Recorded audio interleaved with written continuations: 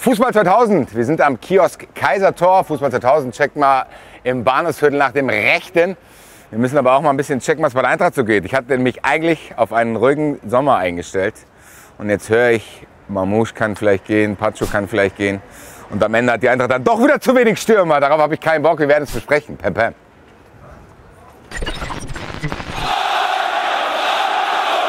Fußball 2000, wir sind wieder da. Der Saisonstart rückt immer näher. In ganz genau 2 Wochen spielt die Eintracht das erste Pflichtspiel gegen Eintracht Braunschweig. Und wir sind heute hier mit Christopher, Hardy und Basti. Und eigentlich haben wir uns ja auf einen ruhigen Sommer jetzt gefreut. Zumindest letzte Woche bei der Folge hat so geklungen. Und irgendwie ist jetzt doch alles anders, Basti, oder?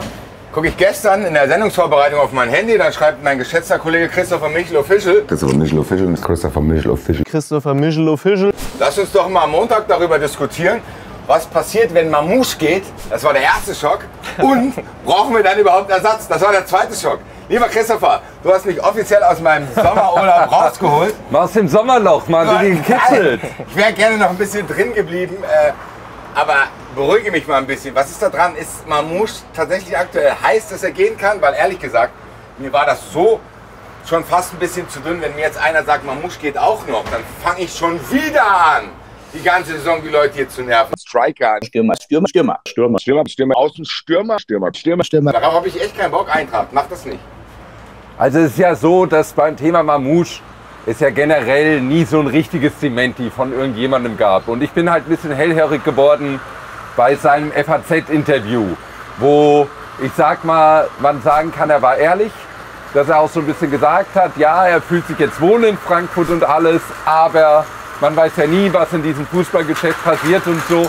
Und das sind einfach immer die Sätze, wo ich persönlich, ja, einfach aus der Erfahrung heraus, wo du irgendwie merkst, okay, wenn jetzt irgendwas kommt, dann hört er sich das genauer an.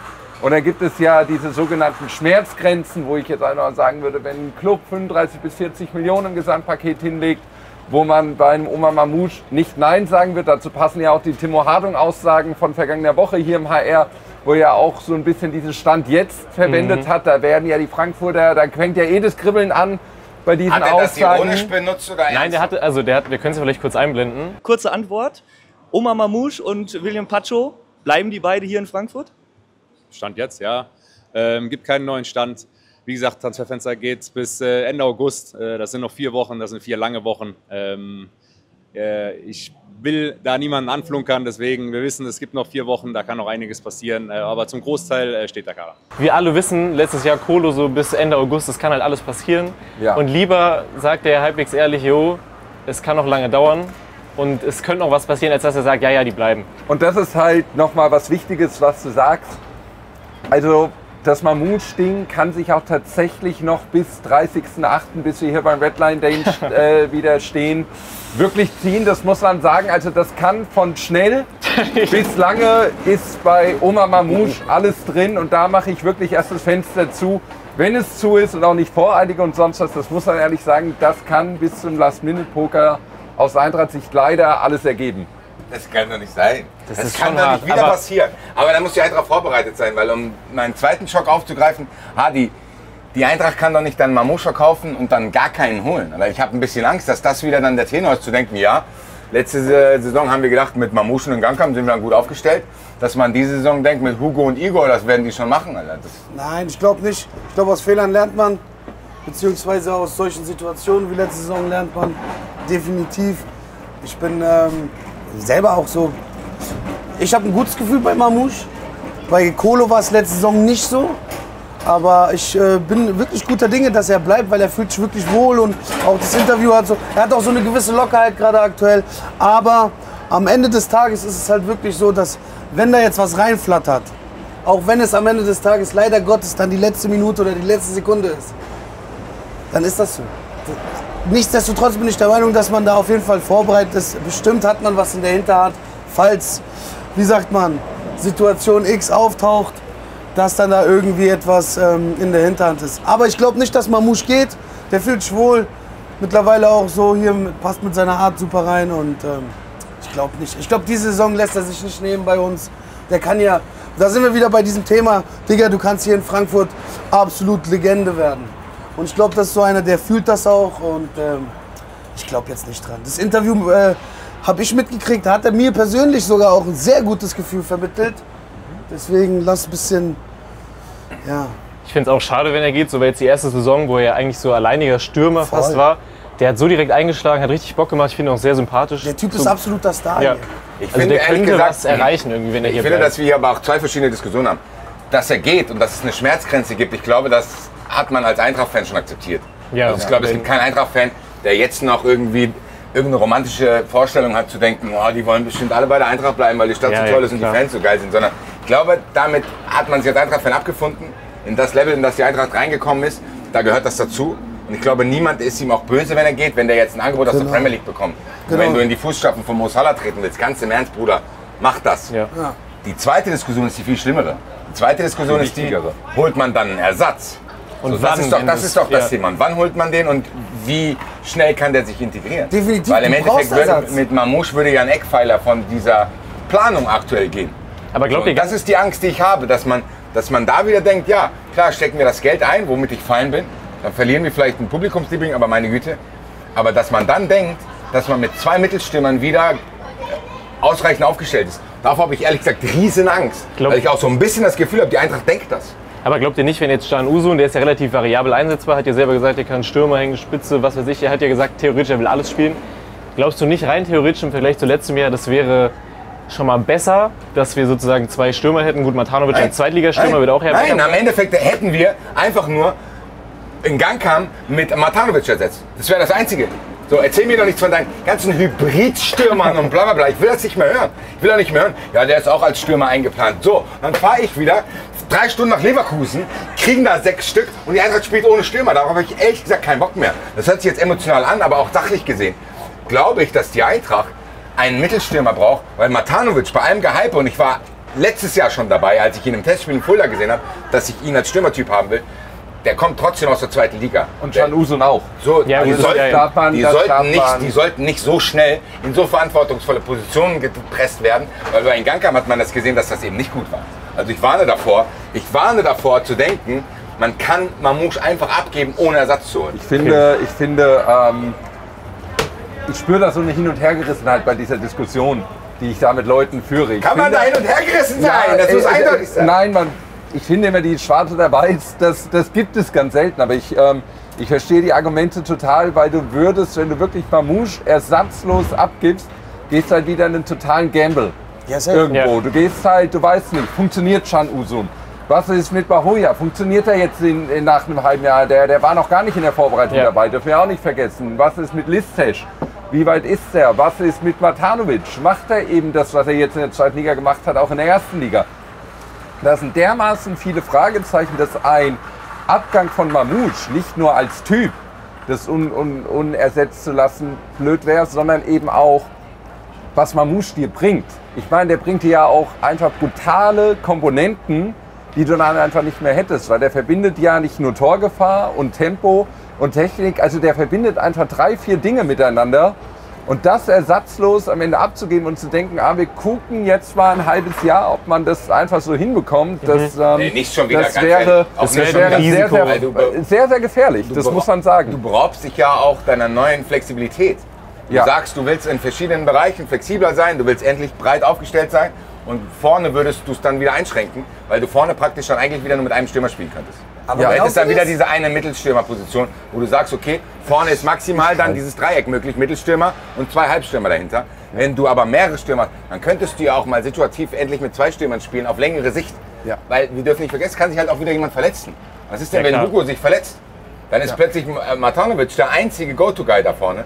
Und du hast wirklich dann wieder nur die Möglichkeit, mit einem Stürmer zu spielen. Also ich warne davor. Für mich ist das absolut unrealistisch, dass die Eintracht so denkt. das- Das Ding ist, ich bin da, vielleicht denke ich dazu gutmütig oder sonst was, aber wenn du, das ist wie eine Beziehung, Digga. Du kannst nicht einen Fehler zweimal machen. Das sagt hier der Richtige.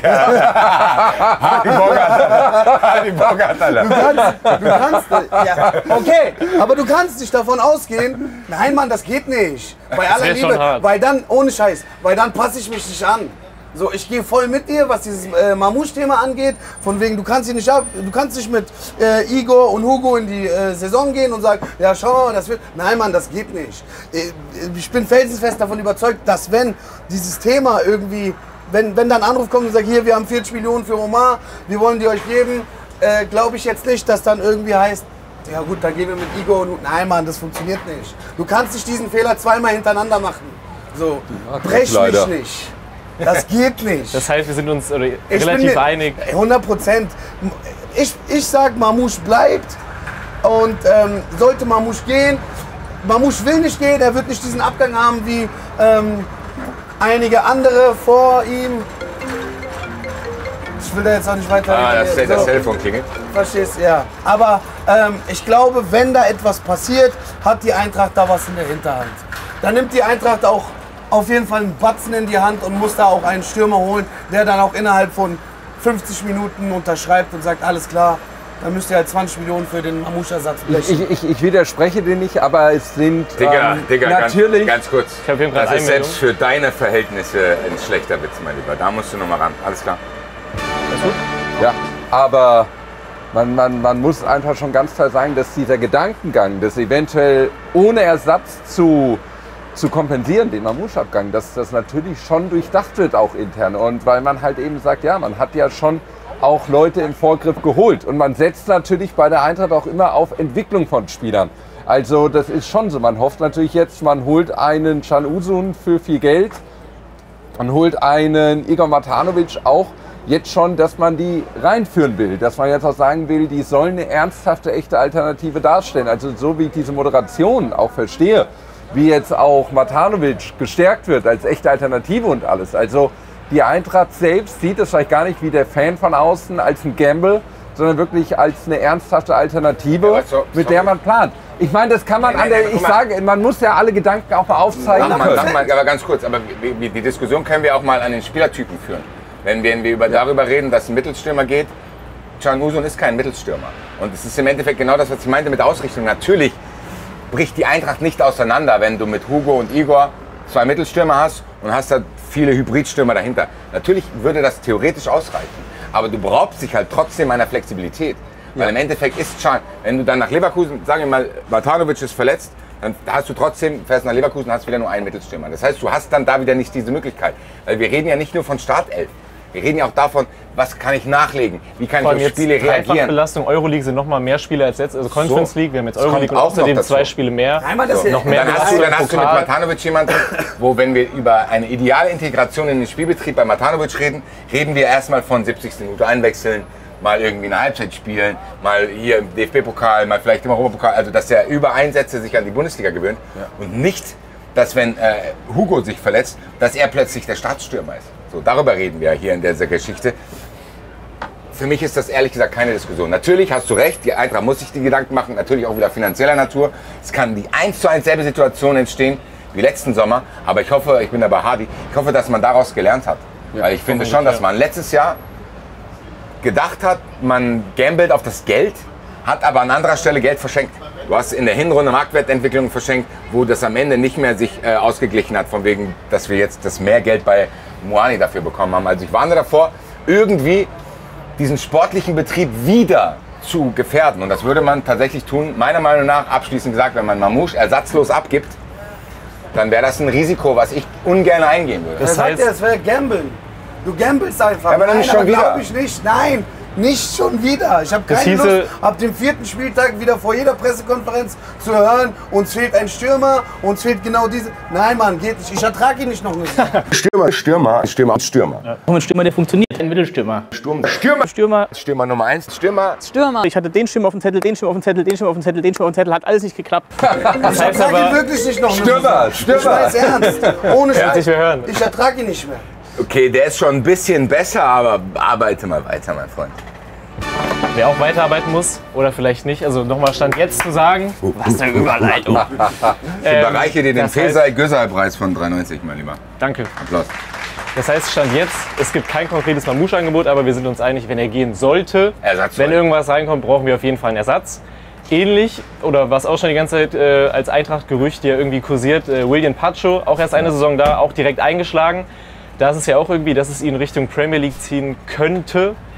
Da ist es ja auch so, gibt es da schon wirklich konkrete Angebote? Ist da was, wo man sagt, okay, das könnte sein? Gibt es da irgendwie, dass man sagt, okay, das wird jetzt demnächst sein? Und da sieht es ja, glaube ich, auch ein bisschen anders aus, weil bei Mamouche habe ich jetzt keinen Namen, so, wo du sagst, okay, wenn Mamouche geht, dann könnte XY kommen. Bei Pacho ist ja irgendwie die ganze Zeit so im Hinterkopf, okay, Kouliarakis, Genau. heißt er so, glaube ich, ne? Der könnte ja theoretisch relativ fix kommen. Ist halt die Frage, wenn es wieder am Deadline-Day ist so und du gar keine Zeit hast, wie wäre das da? Gibt es da irgendwas, wo man sagt, okay, da ist ein Angebot, das könnte jetzt in den nächsten Wochen, Tagen schnell gehen bei Pacho? Also da sind wir ja ziemlich frisch gerade, kurz vor unserem Sendebeginn vom verehrten Kollegen Florian Plettenberg, der getwittert hat, William Pacho, PSG, da scheint jetzt konkretes Interesse zu herrschen. Irgendwie mit PSG trifft man sich ja jetzt im Halbjahrestakt irgendwie, damals mit Kolo Muani, dann jetzt mit Ekitike im Winter, jetzt offenbar mit Pacho. Zeigt, um das kurz einzuordnen, was für einen Wert die Eintracht inzwischen hat, dass diese Top-Teams hier regelmäßig anklopfen und die europäische Elite mit Markus Krösche und Co. am Tisch sitzt. Also das auch Respekt an die Eintracht. Ich meine, das Pacho-Projekt, das war, glaube ich, für alle von Beginn an, der ist ja auch für die Fans, jetzt sage ich mal, also da war ja jetzt nie so eine typische emotionale Verbindung. Der ist hier angekommen aus Antwerpen. Da hat man irgendwie schon gesehen, der war 1,5 Jahre Antwerpen, dann zur Eintracht und da war irgendwie von Beginn an auch klar kommuniziert, für welchen Weg der hierher kommt. Hier Marktwert steigen und dann Tschüss. Und dann eigentlich Ciao sagen. Profit machen halt einfach und eigentlich, das ist in Perfektion gelungen im vergangenen Jahr. Und wenn jetzt PSG da ernst macht, dann glaube ich, dann wird es auch kein langer Poker. Also wenn da jetzt schon konkretes Interesse besteht, da sind die Parameter recht klar. Ich denke mal so ab einer Ablösesumme von 40 Millionen, da kann man drüber reden. Das wäre dann ungefähr das 4- bis 5-fache dessen, was man für ihn bezahlt hat. Und dann wird man so einen schlanken Deal, sage ich mal, auf so einer Ebene dann recht zügig abschließen, wenn PSG jetzt echt ernsthaft sagt. Weil ich glaube, das ist jetzt so eine Planstelle. Pacho ist jetzt nicht so ein Prestigeobjekt, in Anführungszeichen, wie vor einem Jahr Kolo Muani, wo ich glaube, wo bei PSG auch mal viel Emotionalität mit reingespielt hat, weil da so viele Parameter drin waren. Jetzt bei Pacho, glaube ich, wenn da konkretes Interesse herrscht, dann könnte das schnell abgewickelt sein. Und da sagst du auch Kouliarakis, das zeigen ja auch alle Medienberichte und auch meine Informationen, da ist man sehr weit. Wie und weit das ungefähr? Ist, also wäre das sozusagen, gehen wir von aus, Pacho geht jetzt, hieß es dann, okay, wir kontaktieren den hier, wie sieht's aus, jetzt machen wir es fix, in den nächsten 1-2 Tagen bist du da. Genau, Oder? ich meine, die spielen ja noch Champions League Qualifikation, PAOK, und vielleicht sagt man dann auch, okay, wenn da noch ein Rückspiel vor der Tür steht, dass man ihm das noch lässt oder so, damit er da seinen Dienst erfüllen kann. Aber ich glaube, das wäre dann ein Transfer, der ginge schnell. Okay. Und der würde dir dann eventuell sogar schon den Überschuss geben, dass du dann für den Fall der Fälle von Mamouche vielleicht schon mal irgendwie mit einem anderen Transfer vorbauen kannst, dass du einfach für diesen letzten Tag, also ein Pacho verkaufen schneller, der könnte dir einfach für eine, schon eine große Flexibilität dann ermöglichen, auch einen Transfermarkt dann vielleicht so umzubauen, dass Mamouche-Abgang in letzter Sekunde nicht so weh täte. Okay. Aber ehrlich gesagt hast du in meinem Nebensatz das wichtigste Wort gesagt, ein schneller Abgang. Ja. Weil das ist genau dieses Ding, was du auch vorhin dann ins Spiel gebracht hast. Wir haben es etabliert, ich glaube als Eintracht-Fan, wir machen uns nichts mehr vor, wenn die Leute genug Geld bringen, dann gehen sie, da brauchen wir nicht mehr anfangen zu weinen. Aber auch hier sehe ich eine Problematik. Natürlich vielleicht aus Fansicht nicht, obwohl ich eigentlich ein sehr großer Pacho-Fan bin und ich glaube, er hat auch mehr Fans, als du denkst. Ich glaube aber aus sportlicher Sicht ist das halt auch wieder was die Abwehr wieder auf Null stellt.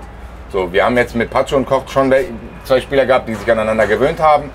In der Phase, wo es sowieso viel Einspielerei gab und so ein Kram, wo man eigentlich ja die Hoffnung hatte. Und das war ja dieser ruhige Sommer, den ich eigentlich haben wollte, zu denken, ja, das ist jetzt der Sommer, wo wir uns das verfeinern können. So, was wir letzte Saison aufgebaut haben. Verfeinern. Letzte Saison hat noch einiges gehakt, wir waren sehr unzufrieden an vielen Stellen.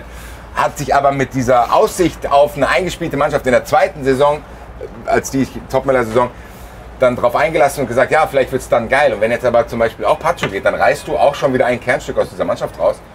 Ich sehe das nicht so nüchtern, ehrlich gesagt, aus sportlicher Sicht. Emotional ja, aus sportlicher Sicht finde ich es, wenn es schnell geht, von mir aus, aber ich warne davor, das zu unterschätzen.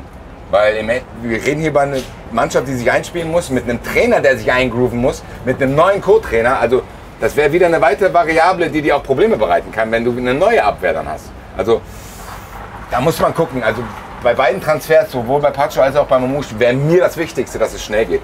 Dass man weiß, okay, man hat zumindest noch ein paar Wochen Zeit, damit die neuen Abläufe sich einspielen können, weil die ja sowieso schon verzögert sind, weil Pacho und Pacho und Koch ja verspätet eingestiegen sind. Und am Ende halt auch.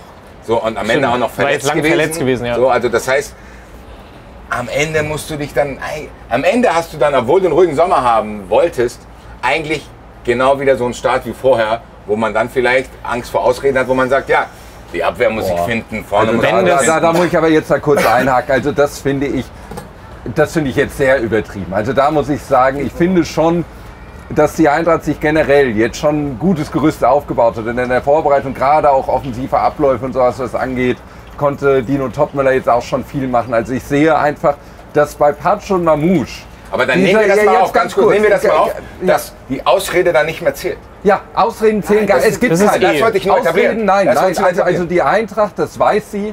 Und das weiß auch Dino Topmöller, es gibt keine Ausreden mehr.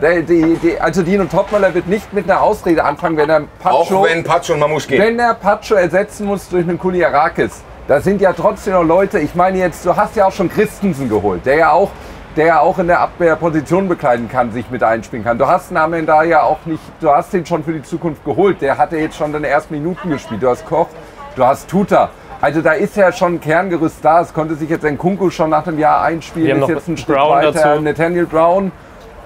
Zu Philipp Max kommen wir gleich noch mit 2, 3 Sätzen, der ja eher gehen wird. Aber ich sag mal so, du hast jetzt schon ein echtes Gerüst und dass ein Pacho gehen könnte. Das wusste die Eintracht eigentlich mit der Verpflichtung von ihm. Wenn er durchstartet, dass das leider auch nur ein Einjahresprojekt werden könnte. Es gab doch bei Pacho, gab es ja schon auch in der letzten Saison schon im Winter Gerüchte, dass Ancelotti ihn wahrscheinlich haben will oder so. Aber bei Pacho ist es ja so, da sehe ich das Gute an der ganzen Geschichte, dass die mit dem Griechen ja schon so weit fortgeschritten sind, dass du ja deinen sogenannten Ersatz ja dann schon hast. Ja. Da hast du wieder einen mit Potenzial und soll er sein letztes Spiel machen. Aber ihr seht, dass ich ein bisschen paranoid bin, oder? Man weiß halt nicht, was passiert. Ihr seht, dass ich ein bisschen paranoid bin, weil im Endeffekt, wenn mir jetzt einer sagt, Pacho und Mamouche gehen, dann klingt das für mich wieder so ein bisschen nach groundbreaking Abgängen, dass man dann wieder denkt, ja, mussten wir machen, aber bla bla bla. Aber wenn du sagst, nee, Ausreden zählen nicht mehr, dann bin ich zumindest ein bisschen beruhigt. Weil im Endeffekt ist der Preis, man darf es nicht vergessen, die letzte Saison dürfen wir auch nicht komplett ausblenden. Ja. Die letzte Saison wurde viel gefressen, von Eintracht-Seite, von Fanseite, auch von Mannschaftsseite, im Zuge einer potenziellen Entwicklung für dieses Jahr. Ja. Und die einzige Angst, die ich in mir trage, und die ist auch noch akut, ist, dass diese wieder, ja, wie soll ich sagen, dass die wieder krass unterbrochen wird. Und dass wir natürlich fängst du in jeder Saison neu an. Und natürlich fange ich auch neu an, irgendwie mich rein zu emotionalisieren. Aber ich hatte schon so ein bisschen die Hoffnung, und das war auch so ein bisschen das, was mich diesen Umbruch hat aushalten lassen und diese sehr dröge letzte Saison hat aushalten lassen, war die Aussicht auf eine Saison, wo es abgeht, Alter. Wo man denkt, ja, Pam, Pam, Alter. Passieren. Pam, Pam, Pam. Kann ja... Aber 2 krasse Abgänge würden das mit Sicherheit nicht leichter machen. Ich auf will jeden Fall. Nur meine Sorge hier mal hinterlegt haben. Ist aber wichtig. Schreibt ihr mal in die Kommentare, ob ihr auch besorgt seid. Lasst mal ein Like da. Jedes Mal, wenn ich sowas lese, mein erster Gedanke ist, fuck, wie geht's Basti? So, das ist mein erster Gedanke. Dann schreibe ich ihm immer, Bruder, geht's dir gut? Kommt erstmal keine Antwort, nein, ihm geht es nicht gut. Aber nichtsdestotrotz glaube ich, dass der Unterschied zwischen Mamouche und Pacho schon groß ist, wenn bei Pacho das eintreffen sollte, was der Bruder Pletti Goal davon sich gegeben hat.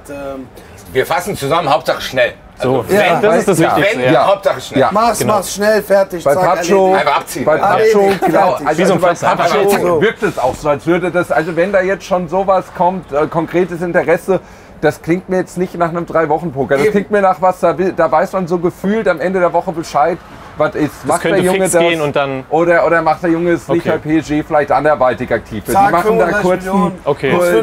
Also das ist aber nur eine erste Einschätzung. Okay. Das hieß aber, vom Ding her könnte man eher ein bisschen beruhigt sein und hoffen, dass es nicht so ein Last-Minute-Poker wird.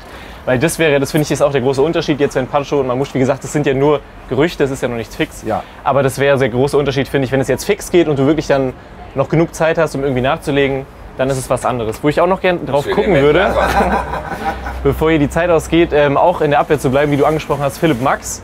Wir haben ja auf der Linksverteidigerposition aktuell eigentlich 3 Kandidaten, die da jetzt spielen könnten. Wir haben Max, wir haben einen Nkunku, der letzte Saison kam, und wir haben jetzt auch noch diese Saison Nathaniel Brown von Nürnberg verpflichtet, auch 2. Liga. Das heißt, wir sind da ja eigentlich für diese Position ein bisschen überbesetzt. Und man könnte ja sagen, okay, muss da jetzt auch jemand gehen? Muss da jemand verliehen werden? Und ich glaube, bei Max gab es jetzt auch schon erste Gerüchte. Oder war er auch schon vorher irgendwie klar, okay, der ist nicht so zufrieden? Oder, also es kam immer irgendwie was hoch, glaube ich. Also bei Max, ich meine, eine Vorbereitung gibt ja dann schon immer Eindrücke. Im ersten Testspiel wurde er in der Innenverteidigung mit eingewechselt. Im zweiten Testspiel, jetzt weiß ich gar nicht mehr, Hat er schon gar nicht mehr gespielt. Ich meine, das sieht man auch bei einem Alidu, der dann auch nicht mehr eingewechselt wurde. Da weiß dann ganz einfach, das sind die letzten Zeichen, mit dir planen wir nicht mehr. Und dass ein Philipp Max sich jetzt auch nicht hier, der hat letztes Jahr eine Saison voller Rückschläge auch gehabt hier in Frankfurt, von der Nichtnominierung Conference League über immer wieder Bank, und er war ja dann doch immer schnell einer, sobald ihm was nicht gelungen ist, dass er wieder rauskam. Also das Vertrauen war halt einfach nicht so da. Und die Gerüchte aus Griechenland mit Panathinaikos klingen jetzt, Stand jetzt 10:30 Uhr oder wie viel Uhr wir haben, 10:45 Uhr am Montag, sehr konkret, dass er sogar schon jetzt dahin fliegen soll und da alles finalisiert werden soll und er sogar schon morgen dann sein Medical haben sollen. Und schon, also das klingt jetzt wirklich nach einer Sache, der ist aus den USA hierher zurückgekommen und geht direkt in den Flieger nach Griechenland, weil da ist einfach zu deutlich aufgezeigt worden, dass man anders plant. Nkunku hast du gesagt, und offenbar ist Nathaniel Brown, was man jetzt so liest und hört, ist er in den USA sehr gut in Erscheinung getreten. Muss ich aber dich fragen, weil du letzte Woche über Philipp Max auch gesprochen hast und gesagt hast, wir sollen nicht unterschätzen, wie wichtig der ist, wenn man mal einen wackeligen Nkunku hat, der sich seine Nkunku-Spiele rausnimmt. Ja. Das ist ja dann trotzdem zumindest im Kontext von Mamouche und Patsu von mir aus das Kleinste, aber trotzdem auch ein Risiko, weil du gibst ja Erfahrung ab. Also ich glaube, Philipp Max ist erfahrener als Nene Brown. Und einen Typen. Also ich finde, du gibst schon mit Max, gehst du schon in die Richtung, du gibst Erfahrung ab, aber wenn halt ein Trainer dann so wenig mit dir plant und dass dann Philipp Max natürlich sagt, okay, jetzt vielleicht 10 Wochen zu warten, dass ich mal 3 Minuten irgendwann eingewechselt werde, es ist halt, was halt es schon zeigt, ist, dass Nathaniel Brown offenbar echt dort überzeugen konnte. Ich meine, wir sind, so geht es mir auch wie euch, die waren jetzt in den USA, da waren wenig Journalisten dabei, das heißt, wir müssen uns halt auf die Medienberichte auch von 2, 3 Leuten da einfach verlassen. Und die Testspiele halt, die man hatte sehen können. Und die Testspiele, die man gesehen hat, wobei man da natürlich immer die sportliche Wertigkeit und sowas, ist ja klar, ob das dann in der Erstliga reicht, aber was man so gelesen hat und gehört hat von den Kollegen aus den USA, war, dass Nathaniel Brown da einen guten Eindruck hinterlassen hat und offenbar konkurrenzfähig einfach ist, um diesen Backup bilden zu können, und man das offenbar bei Philipp Max intern dann als verschmerzbar ansieht. Ob das dann die richtige Entscheidung wird am Ende, wenn Nkunku vielleicht dann wackeliger ist, als wir denken, und dann das wird man dann sehen. Das ist aber der Eintrachtweg, halt eben mit diesem Jung und Wild. Hadi, würdest du dann mit eher Nkunku sozusagen direkt starten, wenn Max gehen sollte, und Brown sozusagen baut man dann als Rotation, der kriegt dann ein bisschen Spielzeit, weil er so jung ist, zweite Liga, oder? Bei Nene Brown und bei Can Uzun ist es ja, wie auch der Basti vorhin schon gesagt hat, auch mit Igor Matthäus, die Jungs kommen aus der zweiten Liga. Ja. Das ist nochmal eine ganz, ganz andere Welt. Was man sieht, was man hört, klingt ja alles geil, ist ja alles nice und schön. Ich glaube aber, dass Christopher Nkunku für sich selber auch sich mit sich selbst beschäftigt hat, jetzt in der Sommerpause, ein bisschen nachgedacht hat der Bruder. Und jetzt hat er die Möglichkeit, einfach da die Position für sich festzumachen erstmal. Das ist so mein Gedanke, weil er letztes Jahr schon da war, er kennt die Bundesliga jetzt. Und ich glaube, jetzt ist halt auch, wenn alles gut läuft, seine Zeit gekommen. Was aber am Ende des Tages auch wieder sein kann, ist, dass wir mit Tuta auch einen haben, der ebenfalls auch auf die Außen ausweichen kann. So, und da hast du dann noch mal einen ganz weit in der Hinterhand nochmal so. Also bezüglich dieser Typfrage und so, da haben wir dann mit Christensen noch einen zusätzlichen Typ geholt. Ganz wichtiger Name. Sogar für mich ich weiß nicht, keine Ahnung, der Typ hat so eine Aura, das ist ein Ikea-Packschrank so. Weißt du? Und den hast du dann halt einfach jetzt dort hinten auch als absoluten Typen. Da helfe ich Philipp Max sogar, no front oder sonst was, ihm beim Packen und alles Mögliche, und wünsche ihm alles Gute. Das ist doch mal ein Angebot. Schön Griechenland, genieß die letzten 3 Jahre mit deiner Frau, schönes Wetter, regst dich nicht auf, kriegst keine Kopfschmerzen bei dem Wetterwechsel und alles Mögliche. Und deswegen bin ich da guter Dinge.